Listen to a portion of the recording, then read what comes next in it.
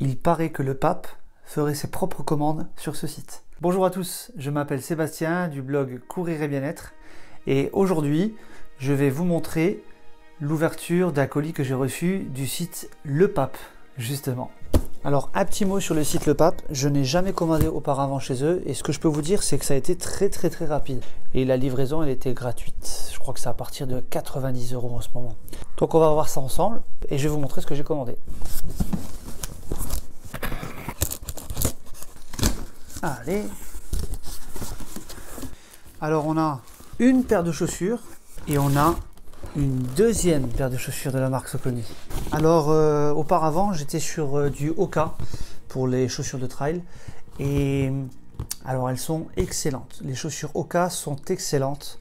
Seul problème c'est que quand on commence à faire du long, pour ma part du long ça commence à 80 km, et ben dès qu'il y a une petite faiblesse sur la chaussure, par rapport au coureur, c'est pas une faiblesse de la chaussure, ça se ressent. Donc ça fait 3 mois que j'ai fini ce 80 km de la prépa des Templiers que j'ai déjà mis en vidéo, que je vous invite à aller revoir si vous le souhaitez.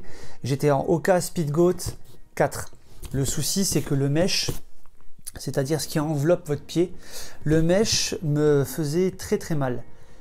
En fait il est tellement bien fait qu'il me sert trop. Ça c'est par rapport à mon coup de pied, c'est personnel, ça n'a rien à voir avec la globalité des coureurs.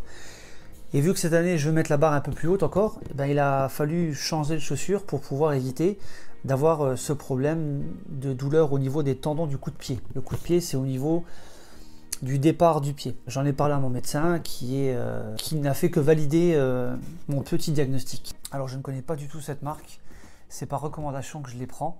Elles sont préconisées pour de l'ultra trail, ça tombe bien, je vais mettre le pied dans l'ultra trail cette année, donc on va voir.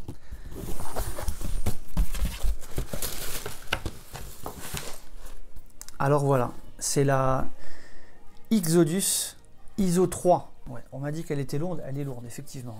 Alors pourquoi j'ai choisi cette chaussure? Déjà par recommandation, les copains m'en ont parlé. Ensuite j'ai vu qu'au niveau du crampon, on est vraiment pas mal, on est profond. Ça me plaît beaucoup. Le petit pare-pierre, bon ça va. Le mesh, il a l'air bien, il a l'air résistant. Voilà, mon problème se situe à cet endroit-là. Mais en ce qui concerne les Saucony ISO 3, je pense que ça va faire l'affaire. Ça ressemble plus à de la chaussure de l'ancien style. Les nouvelles chaussures ont tendance à avoir un mesh plus fin au niveau d'ici, plus fin, mais beaucoup plus serré. Et vous le ressentez vraiment quand vous mettez la chaussure. Quand vous la mettez, c'est vraiment très compliqué, il faut vraiment bien élargir les lacets. On va aller faire le test, c'est parti.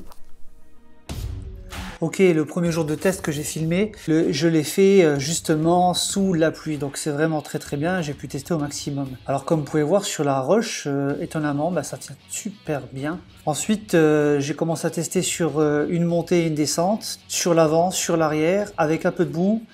Ouais, ça tient, franchement, ça tient pas mal du tout. Et puis comme vous allez pouvoir le voir, j'ai été voilà, dans le maximum de boue possible que j'ai pu trouver. Et je vais vous montrer les crampons pour vous montrer à peu près, en fait il n'y a aucune boue qui reste sous la chaussure. Donc c'est vraiment très intéressant. C'est ce que je recherchais. Ok, donc là ça fait à peu près 3-4 mois que je cours avec, donc je vous fais une bonne conclusion. Voilà la bête, dans quel état elle est. Elle a à peu près 250 km au compteur. Alors déjà, on peut voir qu'il n'y a aucune usure. Et pourtant, je suis allé caillasse, cailloux, bois, même de la route. Franchissement entre deux vallons de la route. Et ben, je suis étonnamment surpris. On m'avait dit que le mesh pouvait casser. Alors regardez, franchement, il n'y a pas d'usure. Moi, j'en vois pas. Hein. Ce que j'avais dit sur le mesh ici, au niveau du serrage de pied, du coup de pied, je suis vraiment super surpris parce que je n'ai plus ce problème de douleur, de serrage de la cheville. Je n'ai plus du tout de douleur, c'est vraiment super intéressant. Ensuite, grosse surprise, effectivement, on m'avait prévenu, les chaussures sont lourdes, ouais. Mais on le ressent pas, vraiment pas. Je suis allé jusqu'à 6 heures de course avec, donc ça s'est très bien passé. En revanche, vous avez tous un pied fort. Je l'explique dans certains articles, comment définir son pied fort, sa bonne chaussure. Allez fouiner un petit coup, ça peut être sympa de revoir ça. Mais ce qu'on m'avait prévenu, c'était qu'en fait, on avait vraiment cette sensation d'étau sur un pied, voire sur les deux. C'est ce que j'ai eu. Effectivement, sur le pied fort, j'ai eu cette sensation d'étau. Ça fait très très bizarre, hein. Mais plus vous allez courir, moins vous le sentirez. Et quand la chaussure sera faite à votre pied, vous ne le sentirez plus du tout. Donc, c'est une chaussure qui est relativement ancienne, effectivement. Mais si vous voulez une chaussure confortable avec un bon chausson, ouais, n'hésitez pas à prendre celle-là. En revanche, c'est vrai que quand il y a trop de boue, ça n'accroche pas excessivement bien. Les crampons sont bien et bien profonds, mais on va dire qu'il aurait été assez sympa d'avoir des espaces entre ces interstices-là. Ce serait le seul petit bémol que j'aurais à dire. Donc moi, j'en suis convaincu et je vais m'en servir pour aller sur mon ultra trail que je vais faire très bientôt. Voilà, sur ce, je vous dis à très bientôt. J'espère que cette vidéo vous aura plu, qu'elle vous aura appris quelque chose sur ce type de modèle. N'hésite pas à t'abonner à la chaîne, mets un petit pouce bleu. Moi, ça me fait toujours plaisir. Ça aide à faire monter la chaîne en puissance. On est de plus en plus nombreux et ça, je tenais à vous remercier. Ça fait très très plaisir. Moi, je vous dis à très bientôt. Ciao!